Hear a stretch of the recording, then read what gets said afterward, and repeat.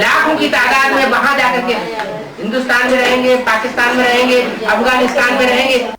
లక్షల సంఖ్యలో అక్కడికి వెళ్ళి భలే హిందుస్థాన్లో ఉన్నప్పటికిను, పాకిస్తాన్లో ఉన్నప్పటికిను, ఆఫ్ఘనిస్తాన్లో ఉన్నప్పటికిను, लेकिन बुद्धि कहाँ लगी रहती है? అయితే వారి బుద్ధి ఎక్కడ నిమగ్నమై ఉంటుంది? काबा में लगी रहती है। కాబాలో వాళ్ళ బుద్ధి యోగం ఉంటుంది. భలే ఎవరు ఎక్కడ ఏ ప్రదేశంలో ఉన్నప్పటికిను. तो ये संगठन की जो पावर है, ఇలా సంఘటన యొక్క శక్తి ఏదైతే ఉందో उस पावर से उन्होंने सारी दुनिया के ऊपर राज्य किया। ఈ సంఘటన యొక్క శక్తి ద్వారానే వారు మొత్తం ప్రపంచం పైన ఎక్కువ సమయం రాజ్యం చేశారు. और आप ऐसा सोचेंगे ఒకవేళ మీరు అలా ఆలోచించారు అంటే कि हम अपने घर में हम तो दूर रहते हैं, अरे मुसलमानों से ज्यादा दूर थोड़े रहते हैं। మేము మా ఇంట్లోనే క్లాస్ చేసుకుంటాం, మా ఇల్లు చాలా దూరం సెంటర్కి, ముసల్మాన్ల కంటే ఎక్కువ దూరంగా ఉన్నారా మీరు అన్నారు.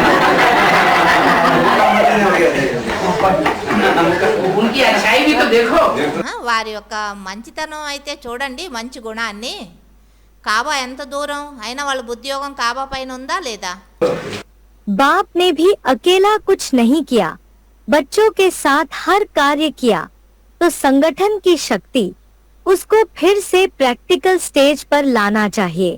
తండ్రి కూడా ఒంటరిగా ఏమీ చేయలేదు, పిల్లల జతలోనే ప్రతి కార్యము చేశారు. అయితే సంఘటన యొక్క శక్తి దాన్ని మళ్ళీ ప్రాక్టికల్లో స్టేజ్ పైన తీసుకొని రావాలి. एक ने कहा और दूसरे ने किया।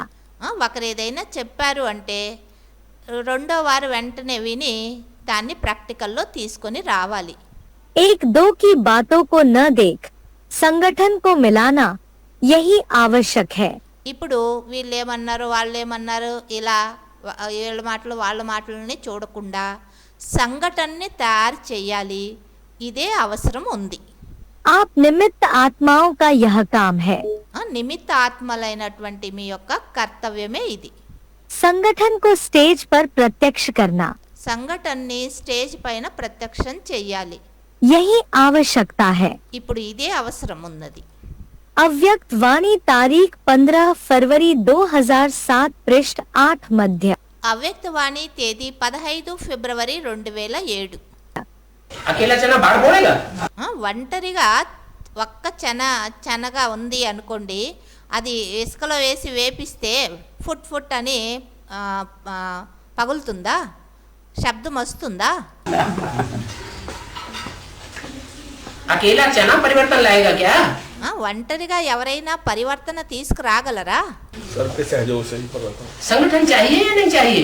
సంఘటన అవసరమా లేదా? शास्त्रों में भी लिखा संगौ शक्ति कलौ युगे। శాస్త్రాల్లోనూ రాయబడినది కలియుగంలో సంఘటన శక్తినే మంచిగా పరివర్తన తీసుకురాగలదు అని. संगठन में कलयुग में शक्ति होती है, సంఘటనలో కలియుగంలోనే శక్తి అనేది ఉంటుంది. भगवान में भी शक्ति नहीं है। భగవంతుడిలో కూడా అంత శక్తి లేదు. भगवान भी अकेला कुछ नहीं कर सकता। భగవంతుడు కూడా ఒంటరిగా ఏమీ చేయలేరు जब तक संगठन तैयार न हो। ఎంతవరకు సంఘటన అనేది తయారు కాదు.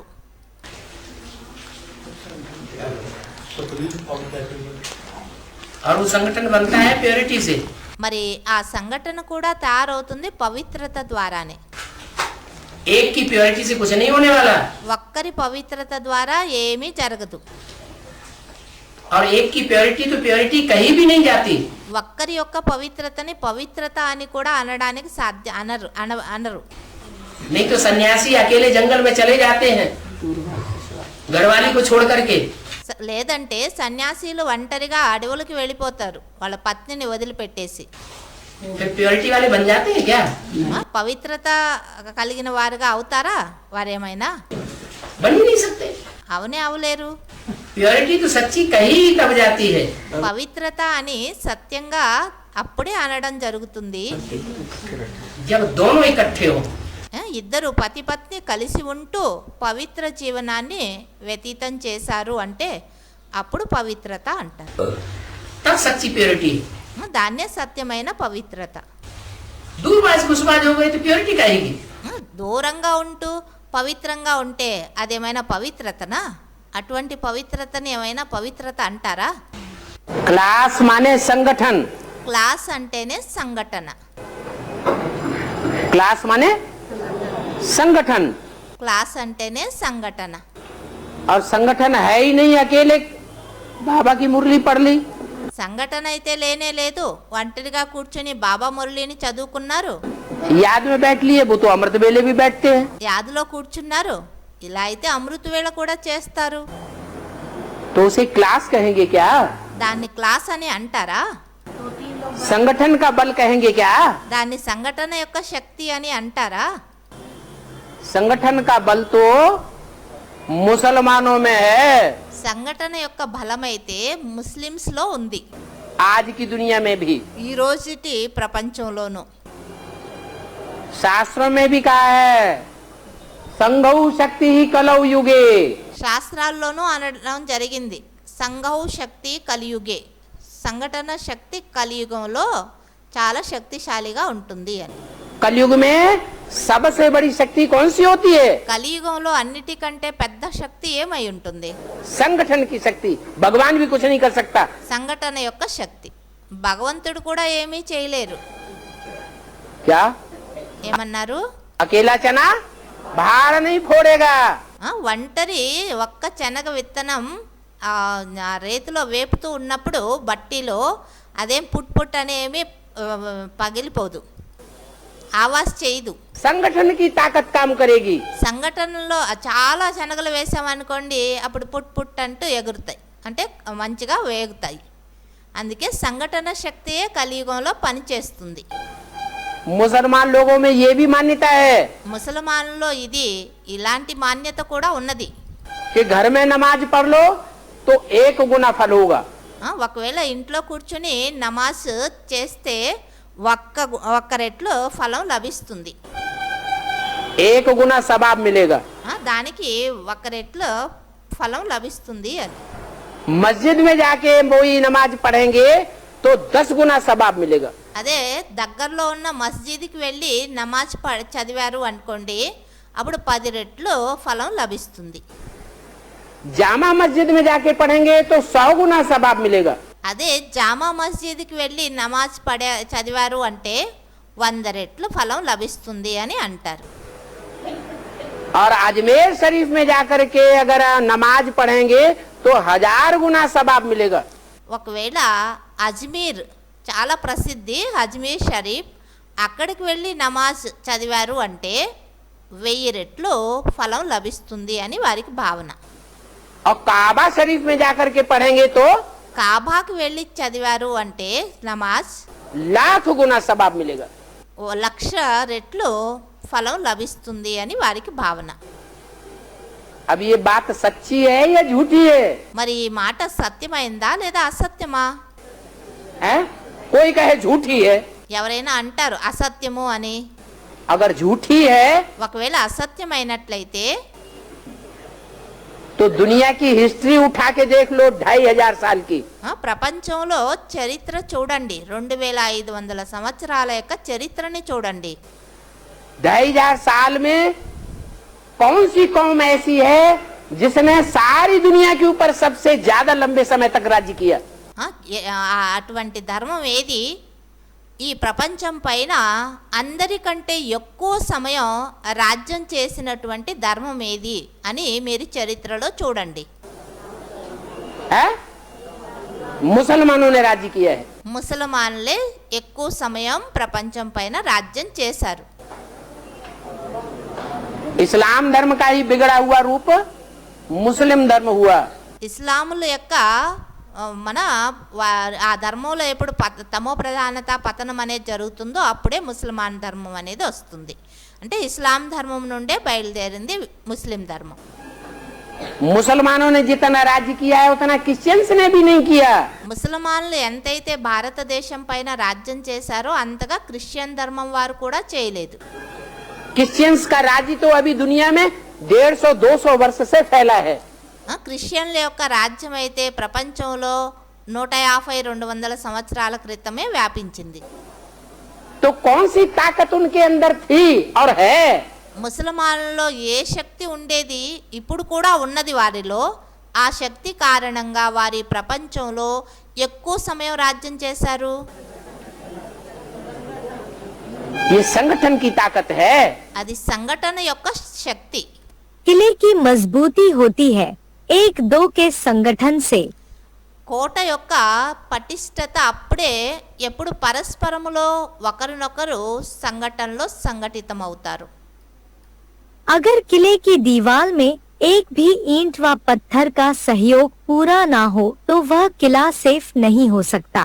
ఒకవేళ కోట గోడలో ఒక్క ఇటుకైనా ఒక్క రాయి అయినా పూర్తి సహయోగం ఇవ్వలేదు, ఏదైనా బలహీనంగా ఉంది, జారిపోతూ ఉంది అంటే ఆ కోట యొక్క సేఫ్టీ ఉండదు. जरा भी हिला तो कमजोरी आ जाएगी। కొంచెమైనా ఒక్క రాయి అయినా ఒక్క ఇటుకైనా కదిలింది అంటే ఆ కోట గోడలో బలహీనత అనేది వచ్చేస్తుంది. भले कहने में तो एक ईंट की कमी है लेकिन कमजोरी चारों ओर फैलती है। భలే అనడానికైతే ఒక్క ఇంటే జారిపోతుంది, కదులుతుంది అని. ఒక్క ఇటుకనే తక్కువగా అంటే మంచిగా లేదు, అయితే బలహీనత అయితే ఆ గోడ మొత్తం వ్యాపిస్తుంది. अव्यक्त वाणी तारीख 17 मई 1972 पृष्ठ 280 आदि। అవ్యక్త వాణి తేదీ 17 మే 1972. राजाएं लोग होते थे, రాజులు ఉండేవారు. तो क्या करते थे? వాళ్ళు ఏం చేసేవారు? हैं? सुरक्षा के लिए क्या करते थे? సురక్ష కోసం ఏం చేసేవారు రాజులు? बड़े बड़े किले बनाते थे। పెద్ద పెద్ద కోటలు తయారు చేసేవారు. కోట గోడ बनाते थे या नहीं बनाते थे? తయారు చేసేవారా కాదా? किले में कौन रहते थे? ఆ కోటలో ఎవరు ఉండేవారు? प्रजा रहती थी क्या? ప్రజలు ఉండేవారా? नहीं। లేదు. बाप के जो बच्चे पढ़ाई पढ़ते हैं, राजयोग की पढ़ाई पढ़ते हैं, తండ్రి యొక్క సంతానం ఎవరైతే ఉన్నారో రాజయోగం చదివేటటువంటి రాజయోగాన్ని నేర్చుకునేటటువంటి పిల్లలు ఎవరైతే ఉన్నారో, तो राजा बनने वाले बच्चे हैं ना। మీరు రాజులు అయ్యేటటువంటి పిల్లలు అయ్యారు కదా, राजघराने में आने वाले बच्चे हैं ना। రాజవంశంలో వచ్చేటటువంటి పిల్లలు అయ్యారు కదా. उन राजघराने वालों की ఆ రాజవంశంలో వచ్చేటటువంటి వారి యొక్క सुरक्षा के लिए भी प्रबंध किया जाता है। సురక్ష కోసం కూడా ప్రబంధం చేయడం జరుగుతుంది. किला कहा ही जाता है संगठन को। కిలా అంటేనే అర్థమైంది, కోట అంటే అర్థం సంఘటన అనే అర్థం. भक्ति मार्ग में जो किले बनाते थे, భక్తి మార్గంలో ఏవైతే కోటలు తయారు చేసేవారో वो तो ईंटों के किले बनाते थे। అది ఇటుకలతో తయారు చేసిన కోటలు తయారు చేసేవారు. यहाँ कौन सा मुख्य किला है? ఇక్కడ ముఖ్యమైన కోట అంటే ఏంటి? ये आत्मा रूपी ईंटों के लिए ఈ ఆత్మల రూపీ ఇటుకల కోసం संगठन का किला चाहिए। సంఘటన యొక్క కోట కావాలి. जहाँ इकट्ठे होकर के वाइब्रेशन बना सके। ఎక్కడైతే అందరూ జతలో ఉంటూ వైబ్రేషన్ ని తయారు చేయొచ్చు. అప్పుడు उस वाइब्रेशन में ఆ వైబ్రేషన్ లో संगठित वातावरण में कोई की हमले करने की हिम्मत ही न पड़े। సంఘటిత వాతావరణం ఉంది అంటే అక్కడ ఎవ్వరు కూడా వాళ్ళపైన ఆక్రమణ చేయడానికి ధైర్యం చేయరు. जो यह ईश्वरीय संगठन है, ఇదేదైతే ఉందో ఇదైంది ఈశ్వరీయ సంఘటన. यह संगठन भी किला ही है। ఈ సంఘటన కూడా ఒక కోట లాగానే. जैसे स्थूल किले को बहुत मजबूत किया जाता है, ఏ విధంగా స్థూల కోటని చాలా పటిష్టంగా తయారు చేయడం జరుగుతుందో, जिससे कोई भी दुश्मन वार कर न सके। పటిష్టంగా అందుకే చేస్తారు, ఏ శత్రువులు అందులో అంటే ఆక్రమణ చేయకుండా కోటలో దూరకుండా ఉండే విధంగా. यह तो संगठन रूपी किला है। మరి ఇదైంది సంఘటన రూపీ కోట. इसकी मजबूती के लिए 3 बातों की आवश्यकता है। దీని యొక్క